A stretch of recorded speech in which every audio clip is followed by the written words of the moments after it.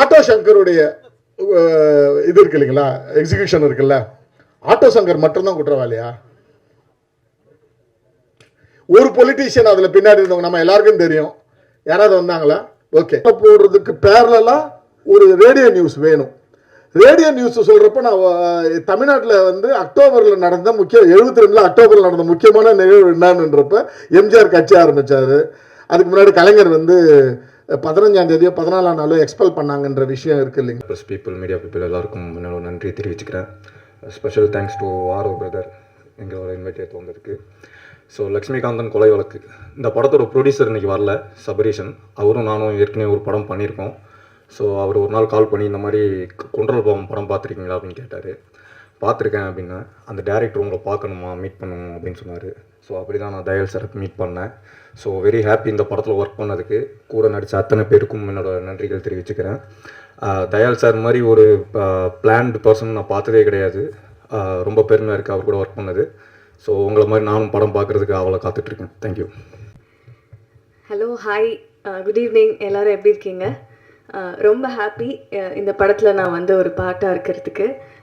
ரொம்ப எல்லாருமே சொல்லிட்டாங்க டைரக்டரை பற்றி. ஆல்ரெடி நான் சொல்ல வந்தது எல்லாமே ரொம்ப பர்ஃபெக்ஷனிஸ்ட்.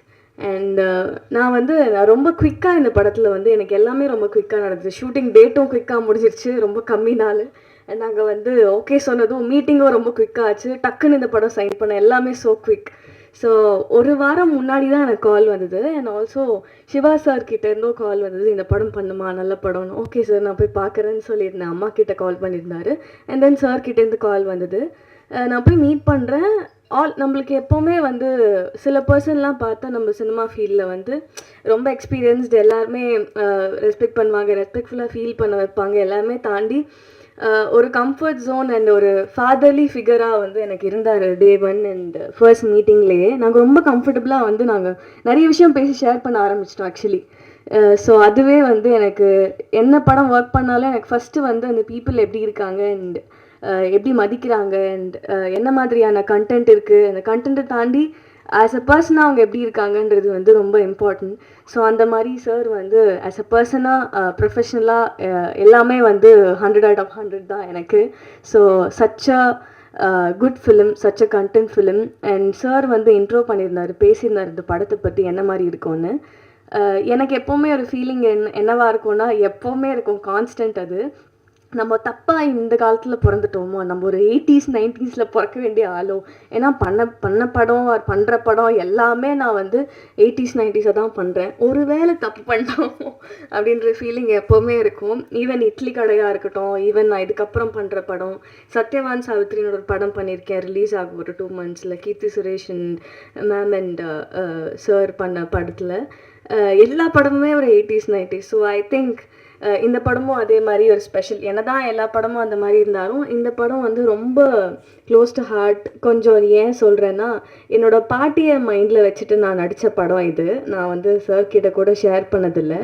என்னோடய பாட்டிக்கு 4 பசங்க, என் அப்பா அண்ட் 2 அத்தை அண்ட் இன்னொருத்தங்க சேர்த்து 4 பசங்க. நான் ஃபஸ்ட்டு எடுத்தோடனே நான் எங்கே இந்த படத்துக்குள்ளே சோல்ஃபுல்லாக இறங்கினேன்னா, ஒரு ஃபோட்டோ எடுத்தாங்க. I still remember.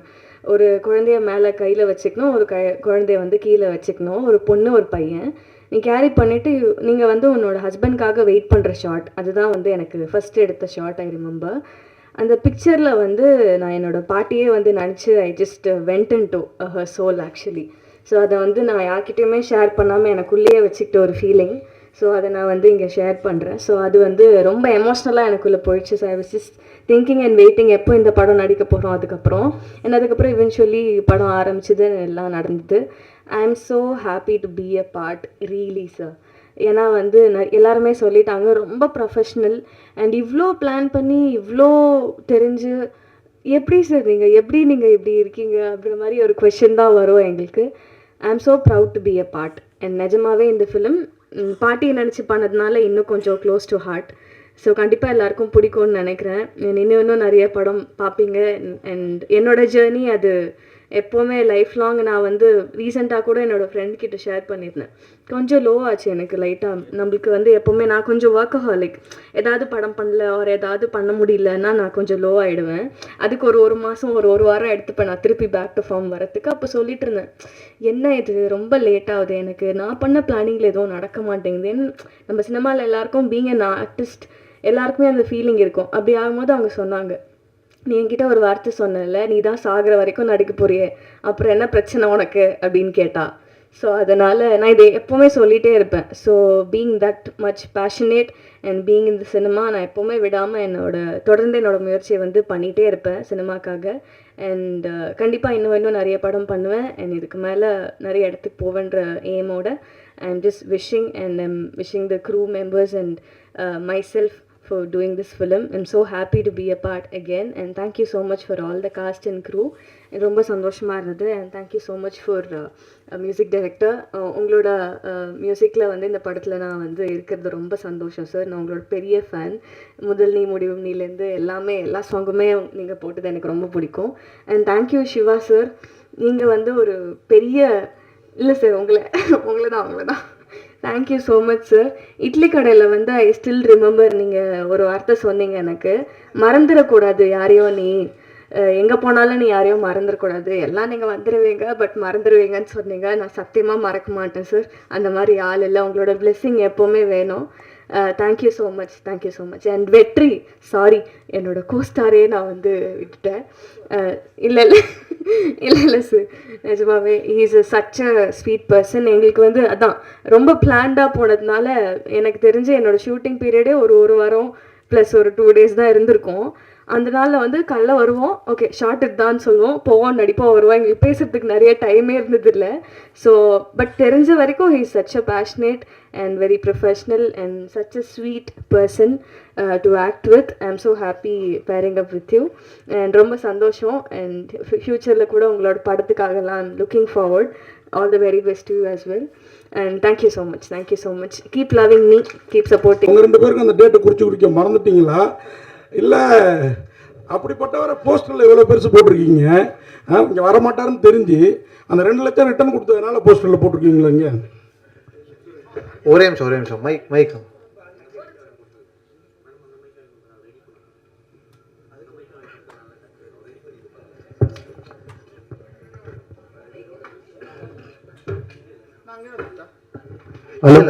ஓகே. இல்லை அப்போ அது இல்லை சார். என்னென்னா இந்த மொரிஷியஸ் ஷூட் வந்து சப்சிடி பேஸ்டு ஷூட்டு. அவங்க வந்து ஒரு டைம் லைன் கொடுக்குறாங்க, இந்த டேட்டுக்குள்ளே இந்த ஷூட்டை ஜூன் 5th ஜூன் 10th முடிச்சே தீரணும்னு சொல்கிறாங்க. ஸோ இந்த நோட்டீஸ் அவருக்கு வந்து இந்த இன்டிமேஷன் அவருக்கு வந்ததே வந்து 20 நாளைக்கு முன்னாடி ஆகிடுச்சு. ஸோ அதனால் அவர் வந்து இந்த ப்ரெஸ் மீட்லாம் அரேஞ்ச் ஆகிறதுக்கு முன்னாடியே மொரிஷியஸ் ட்ராவல் ஆகிட்டார். இன்ஃபேக்ட் நான் 30ஆம் தேதி ரேகாவுக்கு தெரியும், 30ஆம் தேதி இதை பண்ணலாம் ரங்கராஜ் பாண்டே கிளம்புறதுக்கு முன்னாடி அப்படின்னு யோசித்தோம். நாங்கள் பிஆர்ஓ யுவராஜ் கிட்ட கூட பேசினோம். பட் அவருடைய ஸ்லாட்டாக இருந்ததால் எங்களுக்கு அது புக் பண்ணி வந்தால் எங்களுக்கு கிடைக்கல. அதாவது 2 லட்சத்துக்கெல்லாம் ஒரு முகம் கிடையாது, அந்த இடத்துல இருக்க வேண்டிய முகம் அது. உங்களுக்கு வந்து அவர் ஒரு அரசியல் பேசுகிறப்போ ஒரு சில அரசியல் அவர் பேசுவார்ல, ரங்கராஜ் பாண்டே பேசுவார்ல, அரசாங்கத்துக்கு சார்பாக ஒரு அரசியல் பேசுவார் இல்லைங்களா, அந்த கேரக்டராக இருக்கார் படத்தில். அவர் ஒரு மெயின் கேரக்டர் அவர். அப்போ அவர் பேசுகிறப்ப வர கோபம் வந்து உங்களுக்கு வரணுன்றதுக்காக தான் அவரே கேஸ் பண்ணது. இல்லை கண்டிப்பாக 15ஆம் தேதி வருவார், உங்களுக்கு நிறைய கண்டென்ட் கொடுப்பார். Sir right sir. இந்த லக்ஷ்மிகாந்தன் கொலை வழக்கு வந்து ரொம்ப ஃபேமஸான ஒரு, அது நீங்கள் ட்விஸ்ட் பண்ணுறதுக்காக அதை வச்சிங்களா, அது ஃபேமஸான அந்த டைட்டிலுங்கிறதுக்காக வச்சிங்களா? இல்லை ஒரு இப்போ ஆடியன்ஸ் வந்து அந்த கதை தான்ட்டு வந்து அது இல்லைன்ட்டு டைவர்ட் ஆகிறதுக்கு சான்சஸ் இருக்கா? இல்லை சார், இப்போ சிறை அப்படின்னு ஒரு படம் நம்ம சக்தி சார்து, ஆர்சி சக்தி சார்து இருந்தது, அதே திரும்ப சிறைன்னு வந்துச்சு, இப்போ ரீசெண்டாக வந்துச்சு. ஒரு ஒரு ஒரு ஆடியன்ஸ் வந்து ஒரு படத்தை அப்ரோச் பண்ணுறப்ப, நான் பார்க்கணுன்னு டிசைட் பண்ணுறப்ப ஒரு டைட்டில் ரொம்ப முக்கியமாகுது, ஒரு இன்வைட்டிங்கான ஒரு விஷயமாகுது. எனக்கு வந்து பரபரப்புக்காகலாம் நான் வைக்கல, எனக்கு வந்து இந்த படத்துக்கு லக்ஷ்மிகாந்தன் கொலைக்கு வந்து ரொம்ப ரொம்ப ஆப்டான டைட்டில். இன்னொரு விஷயம் என்னன்னா, இது எல்லாமே யோசிக்கிறதுக்கு முன்னாடி இதை நான் பேட்டர்ன் ரைட்டிங்கில் ரெஜிஸ்டர் பண்ணி வச்சுருக்கேன். ஆல் இண்டியா பேட்டர்ன் ரைட்டிங்கில் இந்த டைட்டில் ரெஜிஸ்டர் பண்ணி வச்சுருந்தேன். என்னைக்காவது ஒரு நாள் யூஸ் பண்ணுறப்ப எனக்கு இந்த படத்துக்கு அது ரொம்ப ஆப்டாக பட்டுச்சு. ப்ளஸ் ஒரு இன்வைட்டிங் டைட்டிலாக ஃபீல் ஆச்சு எனக்கு, அவ்வளோதான். டைரக்ட் சார், இங்கே சார் நீங்கள் பேசிகிட்டு இருக்கும்போது படத்தில் ஒரு டைலாக் வச்சுருக்கோம், அது ரொம்ப இக்கட்டான டைலாக் அப்படின்னு சொன்னீங்க. அரசியல்வாதி பையன் அரசியல்வாதி ஆகலாம், திருடனோட பையன் திருடன் ஆகக்கூடாதா கேட்டீங்க. திருடனை விட அரசியல்வாதி கேவலமானவனா? ஏன்னா இப்போ வந்திருக்க புது ஆட்சியில் எல்லா அரசியல்வாதியும் மக்களால் ஓட்டு போட்டு தேர்ந்தெடுத்து வந்திருக்கோம். எல்லா அரசியல்வாதிக்கும் மக்கள் தான் தேர்ந்தெடுத்து கொண்டு வந்திருக்காங்க. அவ்வளோ கேவலமானவனையா கொண்டு வந்திருப்பாங்க? அப்போது திருடனை விட கேவலமானவனா? ஓகே சார், இதுக்கான பதில் சூப்பர், நல்ல சிறப்பான கேள்வி. விஷயம் என்னென்னா சார், ஒவ்வொரு தனி மனிதனும் அவனுடைய நியாயத்தை பேசுகிறப்ப நம்ம என்ன பேசுவோம்னா, நமக்கு எது சரியான நியாயமா, டே அவன் அடிக்கிறான் நான் அடிக்கூடாதா அப்படின்னு பேசுவோம். அரசியல்வாதியோட போய் அரசியல்வாதி அவரும் திருடன் ஒரு திருடன் பேசுவான். ஸோ இந்த டயலாக் எழுதுந்து ஒரு திருடனுடைய பர்ஸ்பெக்டிவ் நம்ம எழுதியிருக்கோமே தவிர என்னுடைய கருத்து கிடையாது, கேரக்டருடைய கருத்து அது. நான் சொல்லலை, கேரக்டர் அப்படி சொல்லுது. அந்த கேரக்டர் வந்து என்ன ஃபீல் பண்ணு, ஒரு அரசியல்வாதி ஆகிறப்ப திருடனை பையன் திருடன் ஆகக்கூடாதா அப்படின்னு அந்த கேரக்டர் பேசுது. ஸோ எப்போவுமே ஒரு எழுத்தாளனுக்கு முக்கியமான விஷயம் என்னன்னா சார், நான் இந்த விஷயத்த சொல்லிட்டு அது என்னுடைய பர்ஸ்பெக்டிவ் ஆகிடுமோன்றது பயம் இருக்கக்கூடாது. கேரக்டர் என்ன பேசணுமோ அதை பேசணும். ஸோ இதில் மாறன் தான் அந்த கேரக்டர். ஸோ மாறன் வந்து எந்த கட்டத்தில் இருப்பாருன்னா, இவனை எப்படியாவது சார் இவனா அறிவுமதின்ற கேரக்டரை எப்படின்னா கன்வின்ஸ் பண்ணி இவனை திருடனை ஆக்கணுன்ற ஒரு கட்டாயத்தில் இருப்பார் அவர். இவன் வந்து அவன் லாக் ஆகிருப்பான் ஆல்ரெடி. இவனை எப்படின்னா கன்வின்ஸ் பண்ணி அவனை அப்போ நான் எது வேணா சொல்லுவோம்ல, மச்சான் நீ ஒரு நாள் தானடா நம்ம ஜென்ரலாக பேசுகிறப்ப நிறைய விஷயங்களை சொல்லுவோம்ல, ஒரு சின்ன சின்ன பொய்களை சொல்லுவோம் கன்வின்ஸ் பண்ணுறதுக்கு, நிறைய தத்துவங்களை சொல்லுவோம், அந்த தத்துவங்கள் லாஜிக்கே இருக்காது. அது மாதிரியான ஒரு விஷயம் தான் அந்த கேரக்டரோட பர்ஸ்பெக்டிவ்ல அது ஜஸ்டிஃபை பண்ணுற ஒரு விஷயம் சார். Correct sir. நீங்கள் ஸ்டேஜில் சொன்னீங்க கான்ட்ரவர்சி வேண்டாம், கான்ட்ரவர்சி பேசினா தப்பாயிடும்ட்டு. ஆனால் நீங்கள் எடுக்கிற படம் எல்லாமே கான்ட்ரவர்சியோட டைட்டிலோட தான் வருது. எதனால மக்களை வந்து என்ன பண்ண போகிறீங்க? எதை பற்றி சொல்லுங்கள், எந்த இதில் கான்ட்ரவர்சி சொல்லுங்கள்? டைட்டிலும் சரி, படத்தில் வந்து நீங்கள் உள்ள டைலாக்கும் சரி, நீங்கள் பார்த்தீங்கன்னா பேனரில் வந்து புரட்சித்தலைவர் எம்ஜிஆரோட புதிய கட்சி அமைப்புன்னு போட்டு பண்ணிருக்கீங்க. அதுதான் கேட்குறேன். அதான் ஒரு விஷயம், இதில் கான்ட்ரவர்சின்ற விஷயமே கிடையாது. அதான் என்னன்னா காலத்தோட குறியீடுன்னு ஒன்று இருக்கு இல்லைங்களா. என்னைக்கு இது நடந்துச்சு அப்படின்னா அக்டோபர் 17 சார், அது ஏடிஎம்கே ஆரம்பிச்சது சார். அக்டோபர் 17 1972. ஸோ ஒருத்தவனை தூக்கில் போடுறாங்க. எனக்கு வந்து அந்த தூக்கில் போடுறப்ப அந்த தூக்கில் போடுறதுக்கு பேரலாக ஒரு ரேடியோ நியூஸ் வேணும். ரேடியோ நியூஸ் சொல்கிறப்ப நான் தமிழ்நாட்டில் வந்து அக்டோபரில் நடந்த 72 அக்டோபரில் நடந்த முக்கியமான நிகழ்வு என்னன்றப்ப எம்ஜிஆர் கட்சி ஆரம்பித்தார். அதுக்கு முன்னாடி கலைஞர் வந்து 15ஆம் தேதியோ 14ஆம் நாளோ எக்ஸ்பெல் பண்ணாங்கன்ற விஷயம் இருக்குது இல்லைங்களா, அது வரும். அதன் பிறகு எனக்கு அடுத்தது கிடைச்ச நியூஸ் என்னன்னா, மெக்சிகோவில் ஒரு ட்ரெயின் ஆக்சிடென்ட் ஒன்று ஆயிருக்கு. அதில் 272 பேர் செத்து போயிருக்காங்க. அன்னைக்கு அந்த அக்டோபர் 17 செத்து போயிருக்காங்க. 16ஆம் தேதி ஆக்சிடென்ட் ஆகிருக்கு, 17ஆம் தேதி. ஸோ எல்லாமே வந்து ஒரு நியூஸாக படிக்கிறப்ப ஓகே இந்த நாளில் இந்த விஷயம் நடந்துச்சுன்றது பதிய வைக்கிறதுக்காக எடுத்துக்கிட்டு ஒரு குறியீடு, அவ்வளோதான் சார், நாள் குறியீடு சார். தயவு சார், அதே மாதிரி படத்தில் டக்கு புக்குன்னு தர்புகா சிவா பாட்டெலாம் போடல, நான் அப்படி கேட்கல அப்படிலாம் சொன்னீங்க. நான் ஒரு சீன்லேயே இந்த ட்ரெய்லர் மாதிரி காட்டினதில் எங்களை உட்கார வச்சுட்டீங்க. அந்த விஷயத்தில் நீங்கள் எல்லா படத்துலையுமே கரெக்டாக அந்த பெட்ரூம் அந்த சம்மந்தப்பட்ட விஷயங்களை ரொம்ப அழகாக எடுப்பீங்க. இப்படி ஒரு கிரைம் இந்த மாதிரி படத்தில் எப்படி அந்த மாதிரி சீன் யோசிக்கிறீங்க? சாப்பிட்ற மாதிரி ஒரு சீன், அதுதான் கேட்குறேன். எப்படி அதை யோசிக்கிறீங்க? நான் எல்லா படமும் பார்த்துருக்கேன். உங்களுக்கு அந்த வரலட்சுமி நடித்த படம், அந்த படம் மாருதி நகர் கிளுகிழுப்பாக இருக்குன்றீங்களா? இல்லைன்றீங்க.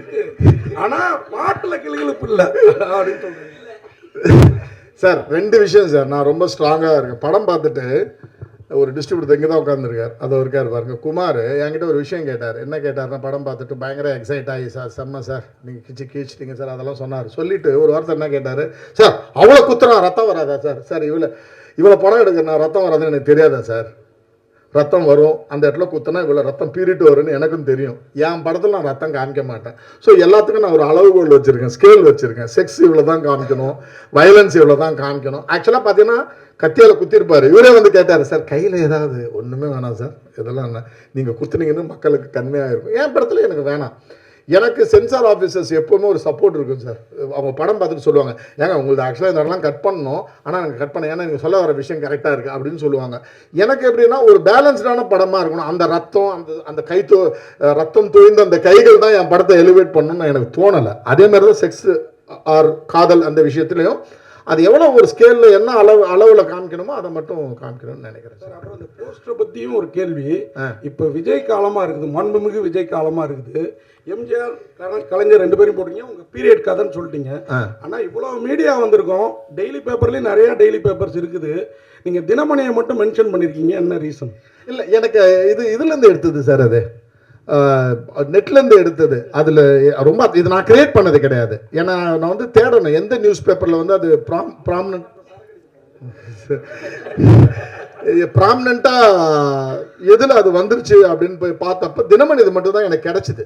அதர்வைஸ் எனக்கும் தினமணி ஹீரோ சார் சார் எல்லாரும் ஹீரோயினை வந்து எங்களுக்குள்ளார பேசுறதுக்கு நேரமே இல்லைன்னு சொன்னால் ஹீரோஸ் வந்து வருத்தப்படணும். நீங்கள் சந்தோஷமாக சிரிச்சிட்டு இருக்கீங்க இந்த லொக்கேஷனில். அப்புறம் அடுத்த படத்துக்கு கால் ஷீட் கொடுப்பீங்களா கொடுக்க மாட்டீங்களா அவருக்கு? இல்லை, யாருக்குமே பேசுறதுக்கு டைம் இல்லையே. மொத்த படமே 20 நாள் தான் எடுத்திருக்காங்க. அதில் 4 நாள் வந்துட்டு போகிறோம். சார் வரணும். சாரெல்லாம் நான் பார்க்கவே இல்லையே ஷூட்டிங் ஸ்பாட்டில். ஸோ அது பிளான்டாக நடந்ததுனால கரெக்டாக ஆர்கனைஸாக பண்ணார். நான் எதுவும் பிளான் பண்ணல. டைரக்டர் சார், ஜெயகாந்தன் ஒரு நாவலில் சொல்லுவார், இந்த மாதிரி கொலைக்கு கொலை ஆகாதுன்னு சொல்லி. அது முடிவாக சொல்லி வைப்பார். நீங்கள் ஏன் சொல்ல மாட்டேங்கிறீங்க? இல்லை, எனக்கு வந்து எப்படின்னா என்னுடைய பர்ஸ்பெக்டிவ் கேட்டிங்கன்னா கொலைக்கான இது மரண தண்டனைன்றதை வந்து நான் வந்து எதிர்க்கிறேன்.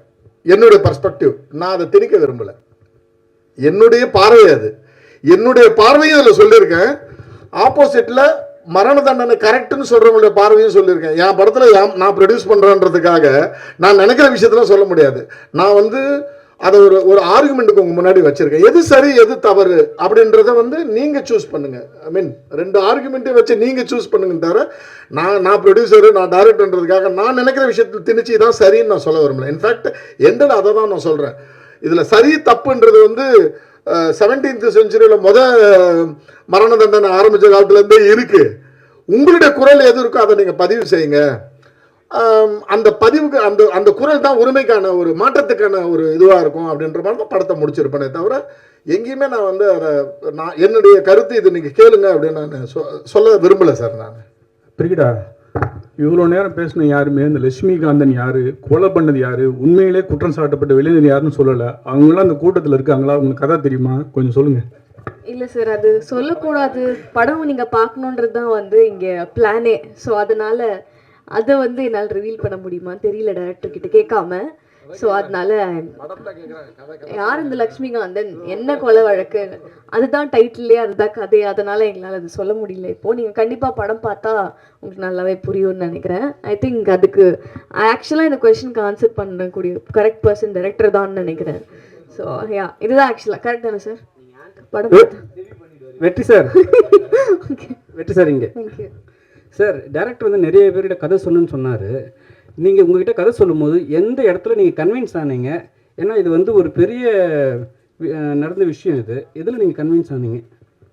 இல்லை, கன்வின்ஸ் ஆனது வந்து அவர் சொன்னார் இல்லையா, அந்த பாயிண்ட் தான். தூக்கு தண்டனை கரெக்டாக தப்பா அது ஆடியன்ஸ் கிட்ட நம்ம விட்டுருவோம் அப்படின்னு சொன்னது தான் கன்வின்சிங் பாயிண்ட். என்னோட கருத்து, என்னோட பர்சனல் பெர்ஸ்பெக்டிவ் வந்து தவறு. தூக்கு தண்டனை தேவையில்லை. அவங்கள வேறு மாதிரி திருத்தலாம், வேறு மாதிரி பாடம் சொல்லி கொடுக்கலாம். அவர் சொன்ன மாதிரி அவனுக்கு ஏன் அந்த மனநிலை கொடுக்குற அப்படின்ற கேள்வியை நம்ம முன் வச்சா நல்லதுன்னு நினைக்கிறேன். டைரக்ட் சார் நீங்கள் பேசும்போது இன்னொன்று சொன்னீங்க, நான் பெரிய ஹீரோக்கள் கிட்ட போய் டைம் டேட் வாங்க முடியாதுன்னு.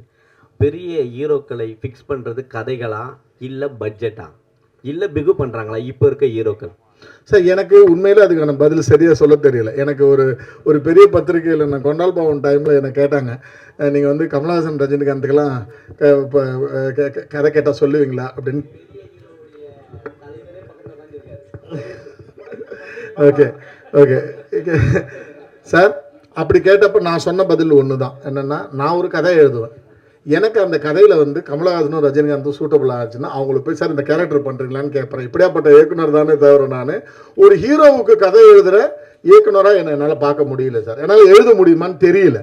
அதனால தான் நான் சொன்னேன், என்னை ஒரு பெரிய யூடியூபர் வந்து இந்த கதையை கேட்டுட்டு சார் தான் என்னை கனெக்ட் பண்ணி விட்டார். இப்போ போயிட்டு ஒரு ஹீரோ கிட்ட கதை சொல்லுங்கன்னு சொன்னப்போ நான் சொன்னேன், இல்லை சார் எனக்கு முடியாது, எனக்கு அந்த பொறுமையும் கிடையாது, எனக்கு நல்ல ஆக்டர் வேணும், நான் வந்து என்னால் வந்து அவங்க சொல்கிற விஷயங்களை கன்வின்ஸ் பண்ண அப்படி பண்ண முடியாது. நான் ஒரு வாட்டி ஒரு பவுண்ட் ஸ்கிரிப்ட் கொடுப்பேன், அதில் என்ன டவுட் இருக்கோ கேட்டுருணும், கேள்வி கேட்ட பிறகு எனக்கு பதில் சொல்ல தெரியுமா, இல்லாட்டினா நீங்கள் சொன்னது சரியாக இருந்தால் அதை நான் இம்ப்ளிமெண்ட் பண்ணுவேன். ஃபார் எக்ஸாம்பிள் வெற்றி சார் நிறைய இடத்துல எனக்கு டைலாக்ல சின்ன சின்ன கரெக்ஷன்ஸ் சொன்னார். அந்த விஷயம் நான் கன்வின்ஸ் ஆனால் இம்ப்ளிமெண்ட் பண்ணேன். பிரிகேடாக கூட 2-3 இடத்துல சார் இதை எப்படி வச்சுக்கலாமா அப்படின்னு சொல்லி கேட்டாங்க. கன்வின்ஸ் ஆன ஒத்துக்கிட்டேன். எனக்கு எது சரியானு படுதோ அதுதான். அதன் பிறகு ஒரு 3வது லேயர் வரைக்கும் நான் ஆர்குமெண்ட் வச்சுக்க மாட்டேன் சார். இல்லை சார் இதை கரெக்டாக பண்ணிடலாம் அப்படின்னு சொல்லிட்டு நான் விட்டுடுவேன். ஸோ எனக்கு பெரிய ஹீரோ கிட்ட பிரச்சனைன்னு நான் பார்க்குறது என்னன்னா, நான் ஒரு வாட்டி கதை சொல்லுவேன், ஒரு கரெக்ஷன் சொல்லுவேன். எனக்கு அதில் உண்மையிலே எனக்கு தெரியல. இப்போ மோகன்லால்லாம் அது மாதிரியான லீக்லே இல்லையே சார். இப்போ திருஷ்யம் 3 வந்தப்போ பார்த்தீங்கன்னா அந்த லீக்கே கிடையாது. பெரிய ஹீரோனா அதுக்கான செலவு தான் பண்ணணும். அந்த படத்தோட இப்போ ப்ரொடக்ஷன் வேல்யூ பார்த்தாலே உங்களுக்கு தெரியும் என்ன செலவு பண்ணியிருக்காங்க. ஒரு 2.25 மணி நேரம் படத்துக்கு என்ன செலவு பண்ணியிருக்காங்க. 68 சீனு 70 சீனும் 43 சீனு வீட்டில் என்ன செலவு பண்ணியிருப்பாங்க. ஸோ அது இல்லை சார். அதை யாரும் நிறைய பேருக்கு புரியல. இல்லை, ஏன் இந்த கொஸ்டின் இங்கே வருதுன்னா, இங்கே கோடம்பாக்கத்தில் சாலிகிராமம் வலசராக்கம் சுற்றி பல நூறு இயக்குனர்கள் இளம் இயக்குனர் சுற்றுறாங்க. ஒரு 2 படம் ஹிட்டானாவே ஃபோன் எடுக்க மாட்டாங்க. அதுக்கு முன்னாடி அவன் காலை பிடிச்சி தொங்கிட்டு இருக்கான். அதுக்கு தான் கேட்குறோம்.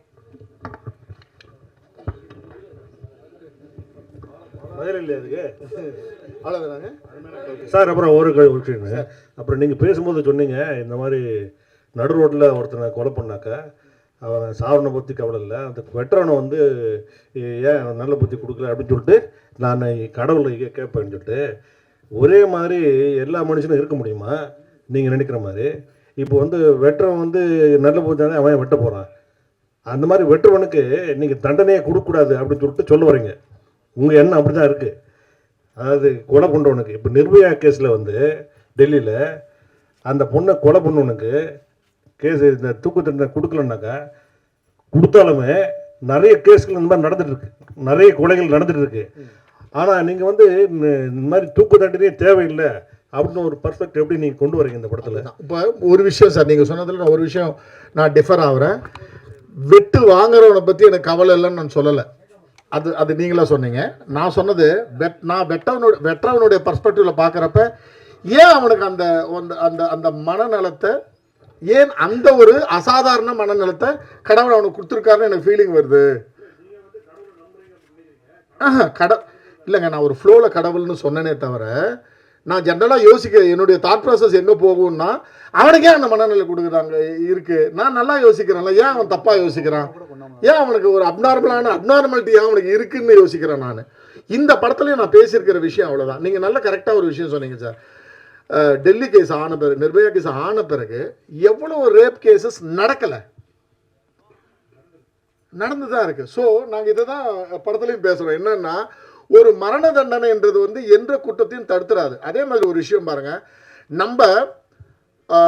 நம்மளுடைய ஹெல்த்துக்கு, மனநலத்துக்கு, உடல்நலத்துக்கு கொடுக்குற ஒரு முக்கியத்துவத்தை நம்ம மனநலத்துக்கு கொடுக்குறோமா அப்படின்னு பாருங்களேன்.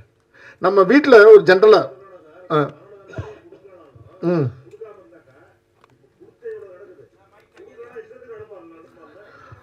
அதுதான் சொல்கிறேன். அதெல்லாம் பற்றி பேசியிருக்கோம்.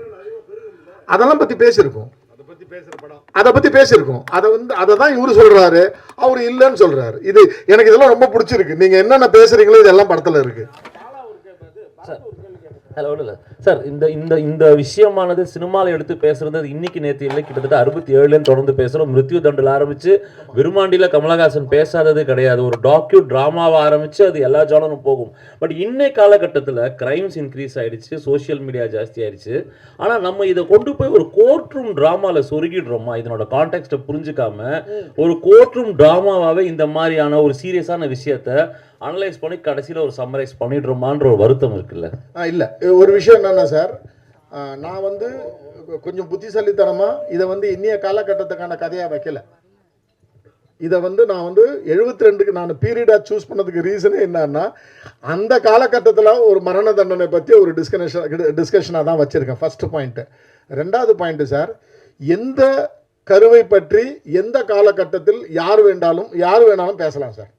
ஓகேங்களா? அப்போ விருமாண்டியில் வந்து இதை பற்றி பேசுகிற விதம் வந்து வேற. நான் பார்க்குறேன், எனக்கு விருமாண்டின்னு தெரியும். இவருடைய படம் இருக்கு இல்லைங்களா சார், நம்ம சார் இறந்து போயிட்டாருங்களே, ஜனார்தன் சாருடைய படம், விஜய் சேதுபதி சார் பண்ணியிருந்தார். அந்த படத்தில் கொஞ்சம் அதை பற்றி பேசுகிறேன். இந்த படங்கள்லாம் பார்த்துட்டு இதில் என்ன பேச மறந்தாங்களோ, இதில் என்ன பேச தவறுனாங்களோ அதை நான் இதில் பேசியிருக்கேன். அதுக்குள்ள அவங்களுடைய கதை, அவங்களுடைய ஸ்டைல் ஆஃப் நரேஷன் ஒன்று இருந்துச்சு, நான் ஒரு நரேஷனை தேர்ந்தெடுத்திருக்கேன். பட் எல்லா காலகட்டம் அதில் ஒரு ஃப்ரெஷ்னஸ் இருக்கும் சார். கண்டிப்பாக அந்த ஃப்ரெஷ்னஸ் நீங்கள் கண்டிப்பாக பார்ப்பீங்க. உங்களுக்கு ரொம்ப ஸ்டேல்டாக ஃபீல் ஆகாது. இதை பற்றி ரொம்ப இதுக்கு முன்னாடி நம்ம இதை பற்றி பேசியிருக்கமேன்னு தோணாது, புதுசாக இருக்கும் சார். சமீப காலமா இந்த பாலியல் வழக்குகள் வந்து ரொம்ப வருது. ஆமாம், சிறுமிகளை கூட ரொம்ப கற்பழிக்கிறாங்க. அதுக்கு வந்து கண்டிப்பா மரண தண்டனை வேணும், அப்படின்னாதான் வந்து வராது அப்படிங்கிறாங்க.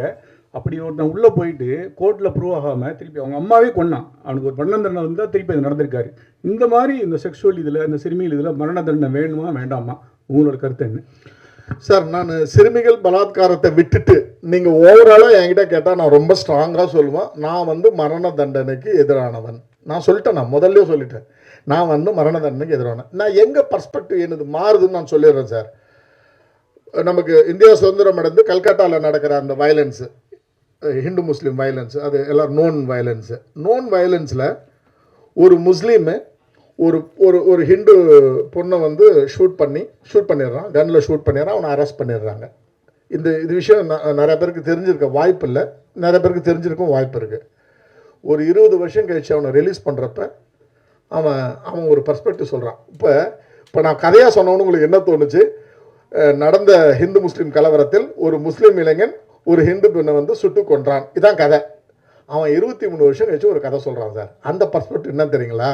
9 பேர் நாங்கள் போனோம், அந்த பொண்ணு முன்னாடி வந்தா, எப்படியா இருந்தாலும் சாவடிக்க போகிறோமே, அதுக்கு முன்னாடி அவளை கற்பழிச்சுட்டு அப்புறமா சாவடிக்கலான்னு முடிவு பண்ணுறாங்க 9 பேரும். 8 பேரும் ஒருத்தன் அப்போஸ் பண்ணுறான். நம்மளோட நீ சாவடிக்க நான் ரெடி, நீ இவ்வளோ சாவடிக்கணுமா, ஒரு ஹிந்து அவளை நான் சாவடிக்கிறேன்னு நீ சொல்லி நான் சாவடிக்கிறேன். கற்பழிப்புன்றது நம்ம அஜெண்டாவிலே கிடையாது, அது குற்றம்னு சொல்கிறான் அவன். இவங்க 8 பேரும் உனக்கு விருப்பம் இல்லையா, தனியாக போய் நில்லு, நாங்கள் முடிச்சுட்டு வரோம் வேலையன்னு சொல்கிறாங்க. அவன் உறுதலை சொல்கிறான், முடிச்சுட்டு வரோம் வேலையன்னு சொல்கிறாங்க. அப்போ இவன் என்ன பண்ணுறான், அந்த பொண்ணை காப்பாற்றுறதுக்காக அந்த பொண்ணை ஷூட் பண்ணுறான். 8 பேர். இது இன்னொரு பர்ஸ்பெக்டிவ் 23 வருஷம் கழிச்சு நமக்கு தெரியுது. இந்த பர்ஸ்பெக்டிவ் நிறைய குற்றத்தில் இருக்கும்ல, அந்த சான்ஸை வந்து நிறைய விஷயங்கள் நான் சொல்ல, இப்போ அது எப்படி தெரியல, ஒரு ஹிடன் விஷயமா நிறையா இருக்கும் சார். ஒவ்வொரு குற்றத்துக்கும் பின்னாடி நம்ம 2 விஷயம் பேசுவோம் சார். ஆட்டோ சங்கருடைய இது இருக்கு இல்லைங்களா, எக்ஸிகியூஷன் இருக்குல்ல, ஆட்டோ சங்கர் மட்டும்தான் குற்றவாளியா? ஒரு பொலிட்டீஷியன் அதில் பின்னாடி இருந்தவங்க நம்ம எல்லாருக்கும் தெரியும். யாராவது வந்தாங்களா? ஓகே.